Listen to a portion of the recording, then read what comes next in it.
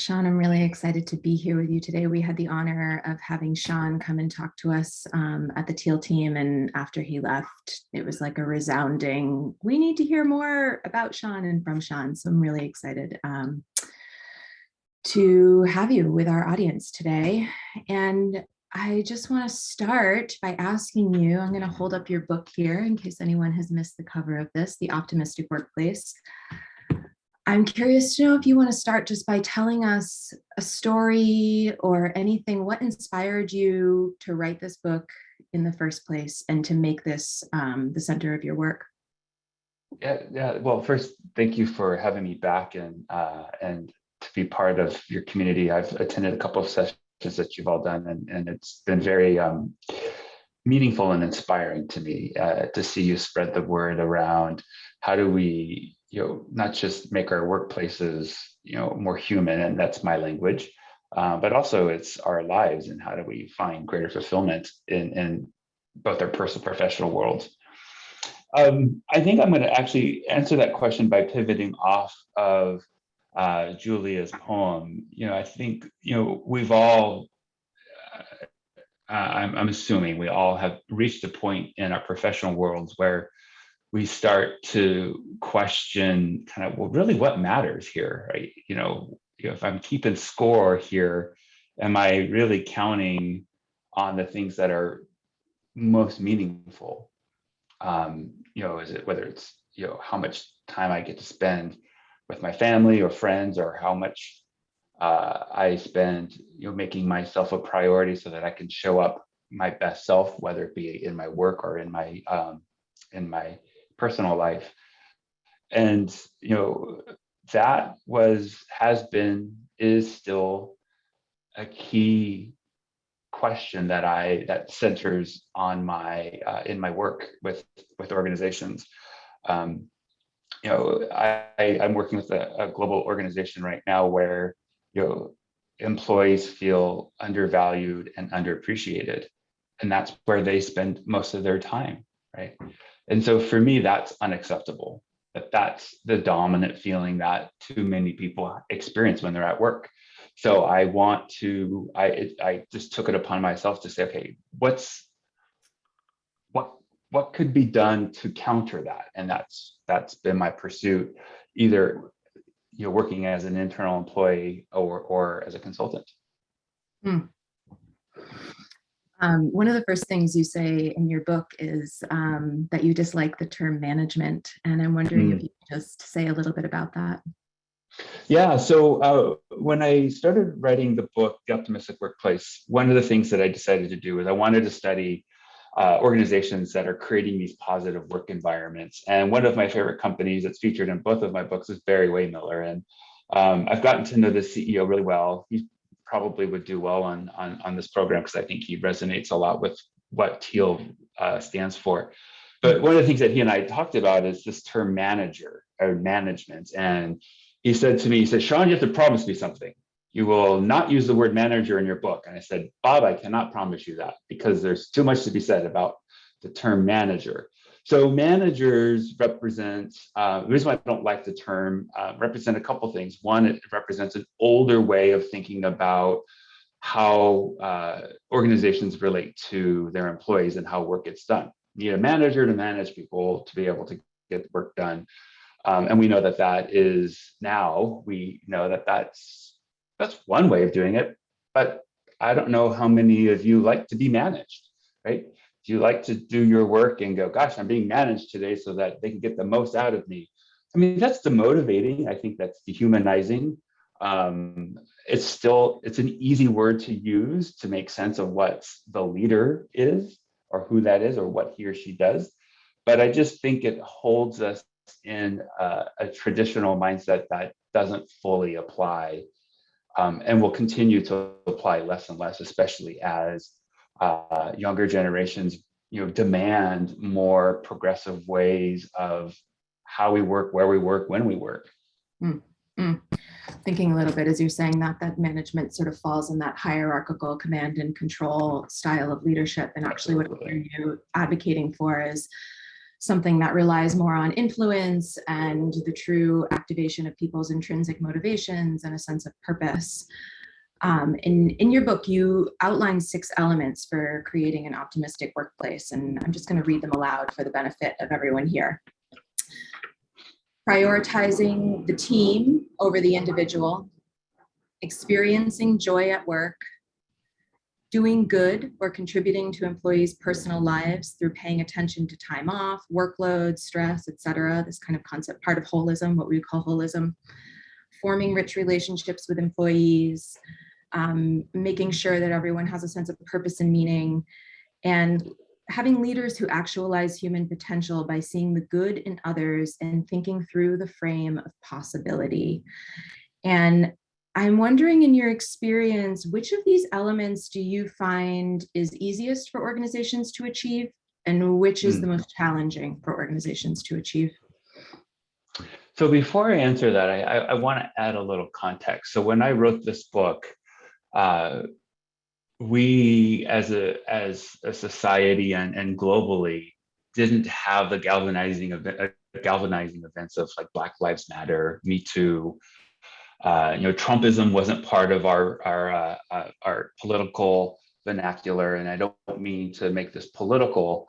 And we didn't have a global pandemic, right? So all of things in some ways were kind of maybe a little more seemingly more innocent, although also very naive, right? Maybe a little more under the rug. Yeah. Yeah. Because Black lives have always mattered. Gender equality has always mattered. So as I think about what we've been experiencing over the past 2 years and kind of this hyper focus of what is going on, and it's very unsettling, I think it becomes really important for us to recognize that there is a need for us to double down on civility, understanding each other, relationship building. And these are all really key characteristics of an optimistic workplace. And I think when we look at those 6 elements, they're all super important, right? They can't all be important at the same time because that's just too much. Mm-hmm. But if there is one that I think is at the core for any organization who wants to create an optimistic workplace, which we'll talk about that in a little bit here, and what that means, is I think it's at the heart of creating a place where people feel like they can do their best work, is how leaders actually focus on the human-centered relationship with employees and with colleagues, relating to one another in a more human way to be able to unlock our potential collectively and individually. If we can't do that, then experiencing joy becomes more difficult, or forming rich relationships becomes difficult. So I would say the most important piece there is focusing on the human potential. And that is also, for a lot of organizations, the hardest because of just traditional mindsets around what's the relationship between how we work and who works, and who sets the budget, who sets the priorities, who sets the deadlines, et cetera, right?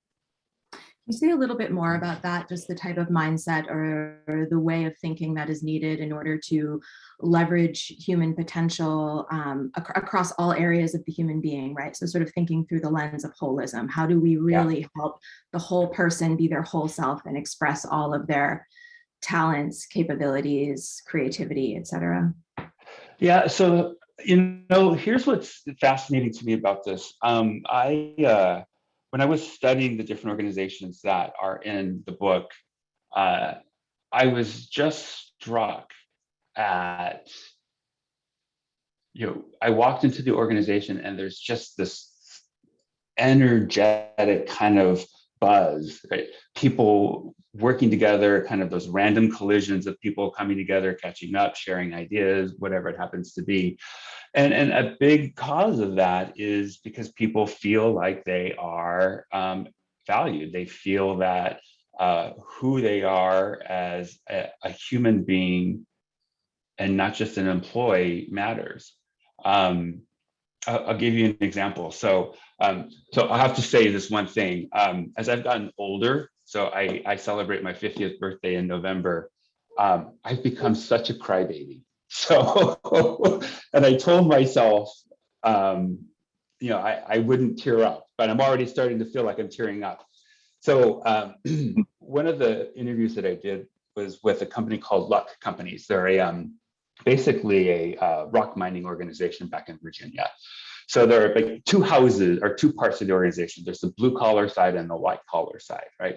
The blue collar side is really, if you want to put it in kind of industrial era kind of context, that generates the revenue, right? That's what keeps the value and the money going in the company.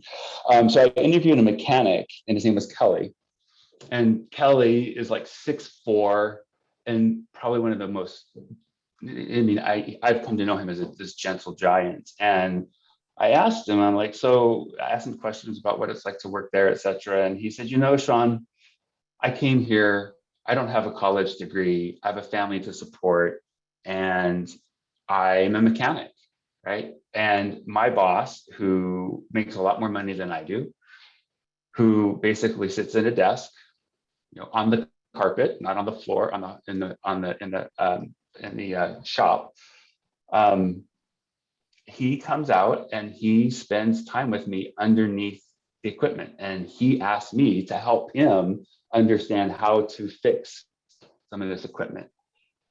And one, that's amazing from a business perspective and a leadership perspective, but the impact that has on him when he goes home, that he can go home with stories of, this is what my boss did today, and how that makes him feel not just valued, but he can then be present at home, right? Because he's not worrying about, oh my gosh, nobody appreciates what I'm doing, or they keep asking more and more and more and more from me. There's this profound relationship that, hey, I see you, man. I get who you are, and I want to know your world. And that made the world of difference for him, not just in his job, but when he can go home and be there with his family. And I think that to me is just so central. And I kind of lost, I'm sorry, Elizabeth, that's the core of your question, because I got lost in my story, but. It's a beautiful, it's making me tear up, and I'm just thinking, I'm wondering if you can speak a little bit about, given the immense amount of trauma that everybody has been through in the past year and a half, 2 years, when you look around to the companies that you work with or the companies that you're intimately familiar with, how do you see these companies who have been respecting the whole person, focusing on creating a culture of recognition, right, in all ways?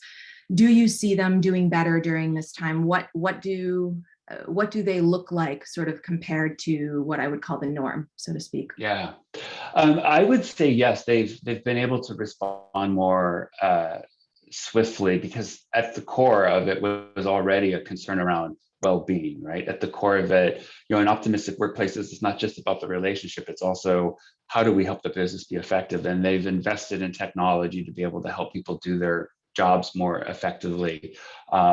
There is a willingness to understand that sometimes our personal lives become more demanding over our professional lives, right? And when you think about what we all have been experiencing, and some families still are, the merging of the world in under one roof, right? So organizations that don't place value on the whole person struggle with the need to feel like they have to control what their employees are doing, invest in technology that spies on employees, because I bet you they're spending more time homeschooling their kids than working on my project, right? That mindset isn't there on the whole, right? And I don't want to paint the picture that these places that are optimistic are, nirvana and they don't have these issues. They do. They hire managers who do come with more traditional experiences and mindsets. But by and large, I've seen these companies that embrace the holism, embrace the importance of meaning and purpose, in addition to business practices. they definitely had an easier time adjusting. Hmm. If an organization were to come to you and say, I want to be an optimistic workplace, Shawn, what are sort of the levers that you would pull, or where would you begin to take them on that journey? And I know that depends on where they're at, but just Sure. broadly. Well, I think,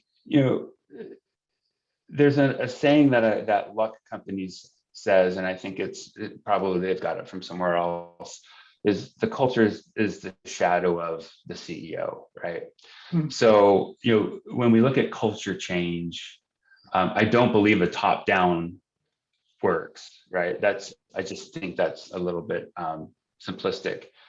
However, if it's a company-wide culture initiative, I want to take a look at. I want to sit down and talk with the CEO, because he or she is going to either make it super complicated or can be open to tweaking how they show up and make it a little bit easier for this transformation, where we're looking at helping leaders adapt to very different ways of understanding their role, which isn't just about managing work or managing people. It's building relationships so that they can partner with their teams to help them be more successful as a team, be more effective and productive as an individual, as well as a manager or as a leader, free up more time for them to focus on what their portion of their responsibilities are. So I would want to start with the CEO. I don't always get that option. That's not always on the table. So then it becomes more of a kind of a what I call creating pockets of excellence to be able to create contagious change that spreads throughout the organization. Can you talk a little bit about the role of belonging in team performance and how you go about boosting that sense of belonging? Yeah, so I want you to think of belonging this way, and this was actually kind of the starter question that we were all asked to participate in, right? It's like, basically, when we belong, when we believe when we feel or experience belonging, which I define as feeling valued, wanted, and welcome, we are removing out of people's experiences worries, concerns that interfere with their ability to do their best work, right? So I'll give you an example.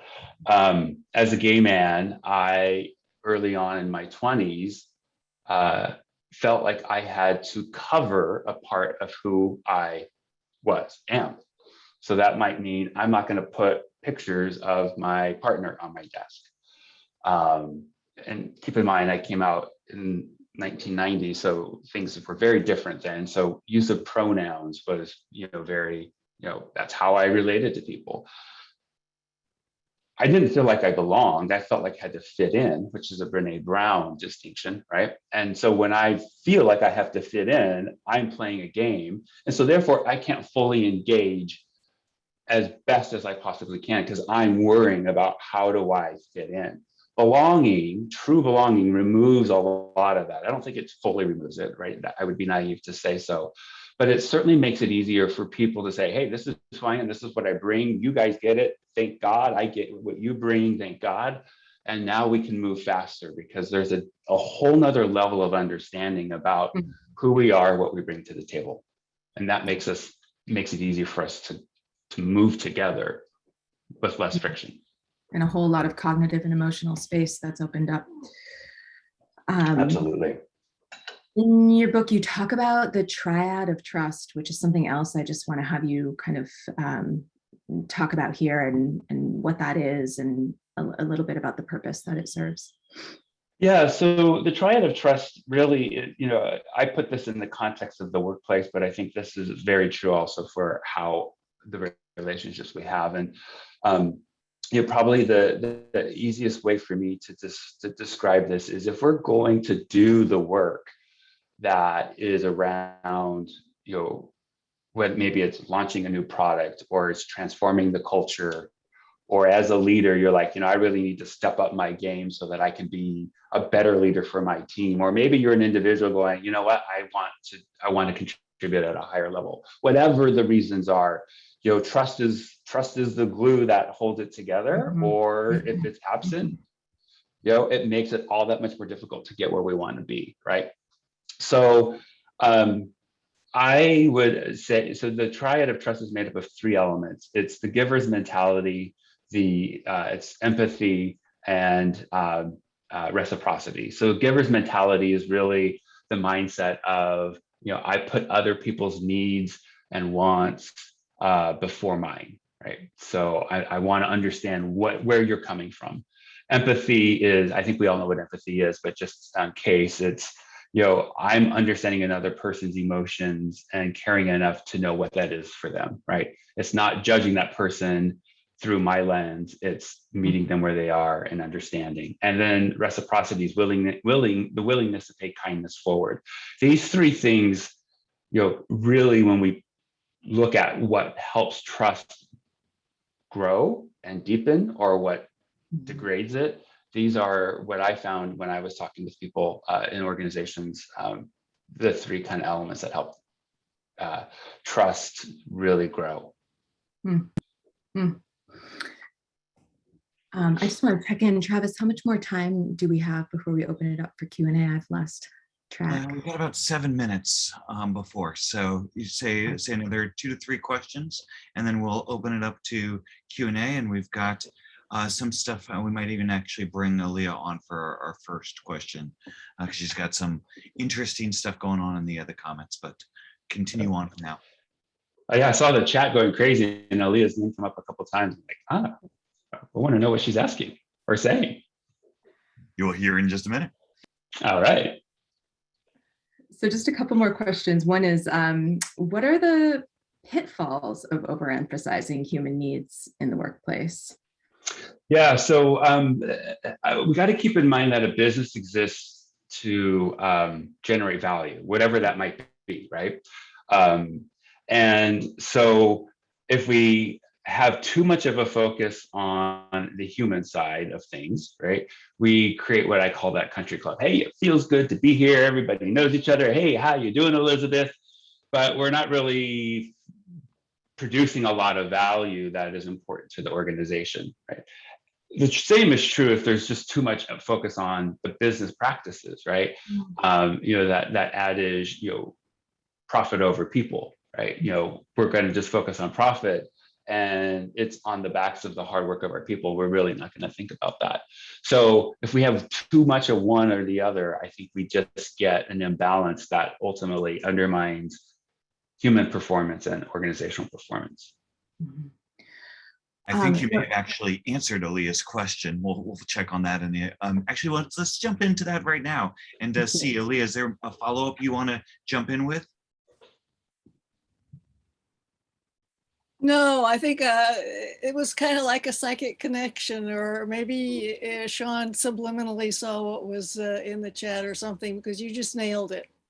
You just nailed the distinction that I was pointing to, that you can overemphasize the people part, and then the whole system and the purpose of the system gets bogged down. So the difference between green wholeness and teal wholeness is exactly that teal can take into account the system as well as all the people.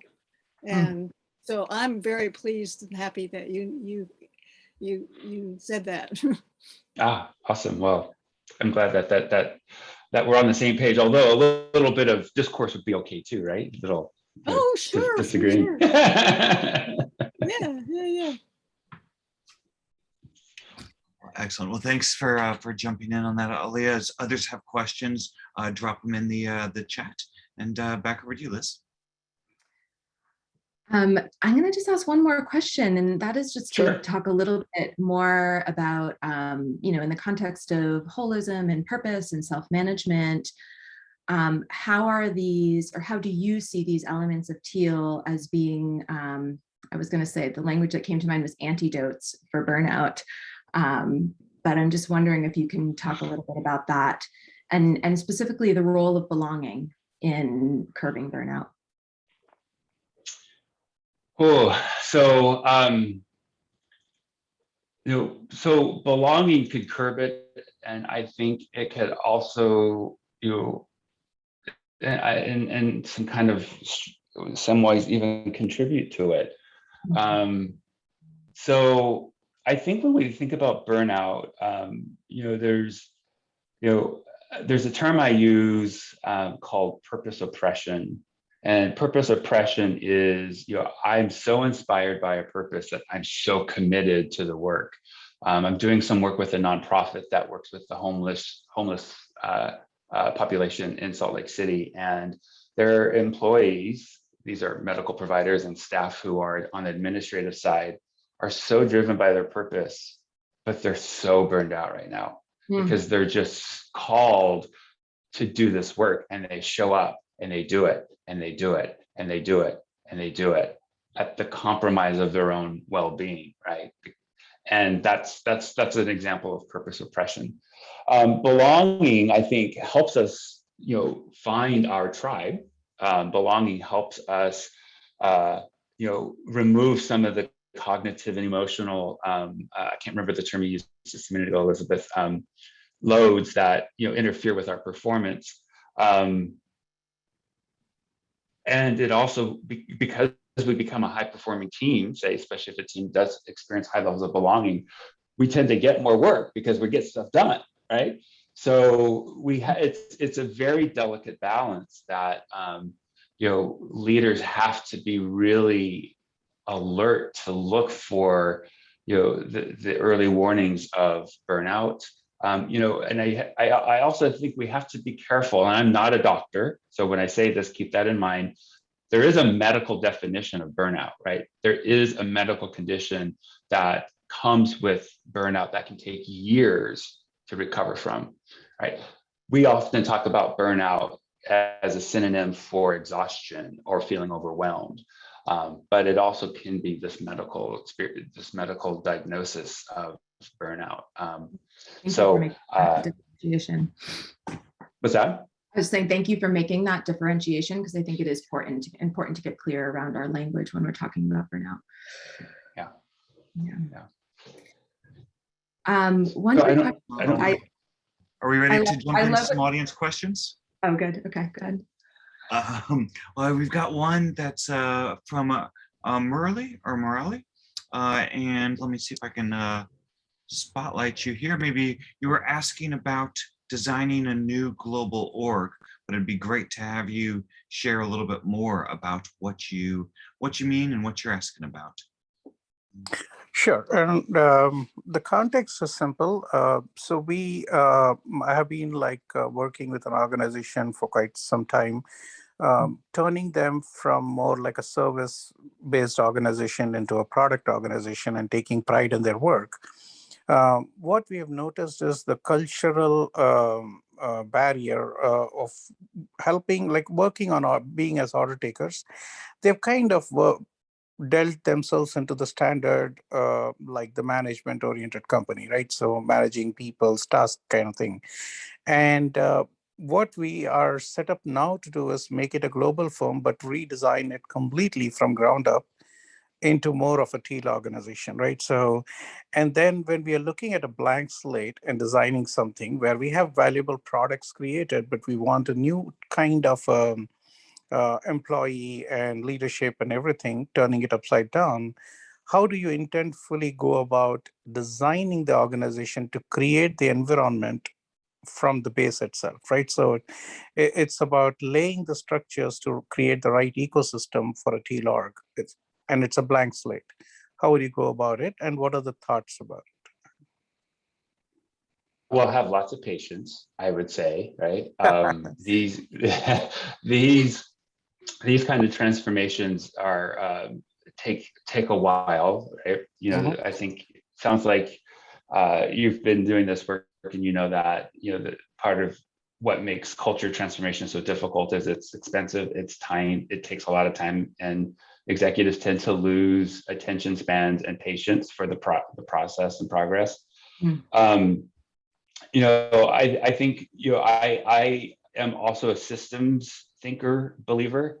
And so when you look at what you're moving from order takers and managing people and tasks to, I would assuming, teams who are, working more together, and more of these TEAL distinctions, you got to look at the whole system. So I would include, I don't know if you're familiar with Galbraith's STAR model, which is kind of a gold standard, and at least in my opinion, of the OD world. So how are you looking at, what are the systems and processes that are in place that support the old mindset versus shifting to this new mindset, reward systems. Right. So, the thing that also is important, and we didn't really get into this, optimistic workplaces is about climate and not culture, right? Right. So, climate, the nice thing about climate is it includes levers to push the organization towards the culture it wants. So, I think, the important thing with that is I'm also a firm believer in bright spots, which is where are there places in the organization that are modeling or doing pretty well with what this desired culture is. Go in there, study it, codify it, and then how do you spread that throughout the organization? So you're not just looking at these very long, tedious tasks of redesigning processes and reward systems and whatnot. Those are important, but also how do you get that momentum by looking at climate factors like purpose, like feedback, like recognition, those sort of things. It's a big question. I mean, that in itself is, I think that was a class that I It's took a in college. 7-year. Yeah, it's a 7-year journey. And when I started the Yeah. journey, I told them that this is the book that you're helping me write. So they know the purpose. And we kind of I would say we are in midway, but that is the whole purpose, is now to curate, not necessarily. So I have told that the leaders are the architects of the mood of the company. So basically, you have to create the ecosystem. That's why I said ecosystem, not culture. When you build an ecosystem and define the intents, now one of the interesting things from your conversation I got it is absolutely, I hate the word management too. And so what are the new labels? We are not going with any industry norms. We are not going with any known org structures. We are designing it net new with an intent and a purpose, and we want new labels for everything. And we are ready to let people who are not able to step up to retain their existing position and name it the old org and create the new. And so we have the board and the management in it bold enough to actually do whatever it takes. Now the thing is, okay, set a guiding principles, set some kind of intents and purpose, rewards and recognition systems to curate that ecosystem so that the right people and the right kind of thinking emerges in the organization. It's almost like preparing a garden bed, well nourished, so that the right kind of, the plants can prosper there. And that's why I thought about, like, what is the basis? How would you think like this? Because we are not now talking about transforming, we are talking about creating. And if you have a blank slate, what are the steps? That's Yeah, language is so important, right? Language is how we make sense of things, for good or not. As much as I say I don't like the word manager, I also am hesitant to say I don't like certain words, right? I don't know what new labels would be. I like the word leader. I think it comes with a general broad appeal, but I'd have to give that a little bit more thought. definitely. Thank you so much for that. Yeah, that's the portions where I'm looking for hints at. So definitely, and I'll try to reach out to you and collaborate more on this. Thank you. Absolutely. So I think we've got time for just one last question. So we've got a question from Rachel Madanik asking around, there are certain things that block larger transformation. She called out the need to like have healthcare be disassociated from your work and your living as one thing that might unlock people's ability to pursue purpose and passion much more deeply. Are there other things that you see as systemic blockers, Shawn, getting in the way, especially for anything for those that might like to think about systems change and where energy or attention should be focused? Oh, yeah. These are some deep questions. You know, that's you know, I think one of the things that, you know, is probably some low-hanging fruit in response to that question, as I'm thinking on my feet here quickly, is, you know, when we think about performance systems, right? So if we talk about, you know, annual performance reviews versus, you know, more kind of modern contemporary thinking around, you know, we're looking at things, you know, on a much more like quarterly basis. You know, I think we have to be able to reevaluate, you know, the performance systems and their role in creating barriers to newer ways of working. Is this the question? Is this getting at the heart of the question, Travis? I mean, it is for me, and maybe Rachel Okay. can nod. Yeah. So keep on going. I think also, you know, the way we organize work is another thing that tends to get in the way of, you know, the transformation. I just saw in the chat, you know, agile. You know, I'm not a big project management guy, so I don't pay attention to. I don't know that in depth, but you know, how instead of having managers decide things, you know, how do we do the self-management piece? And some of these systems reinforce kind of a more top-down push. So I think those would be two areas that we would definitely want to look at. Amazing. Well, with that, I definitely encourage everybody to check out Shawn's book if you haven't. And besides buying the book, where else should people stay abreast of your knowledge and your thinking as you're going forward? Yep. So I blog over on Medium. So there's my blog over there is called Human Side. So that's where my thinking is right now. I've been super crazy busy with clients, so I haven't been blogging as much. So just keep that in mind that there's probably like a 3-week absence of content there.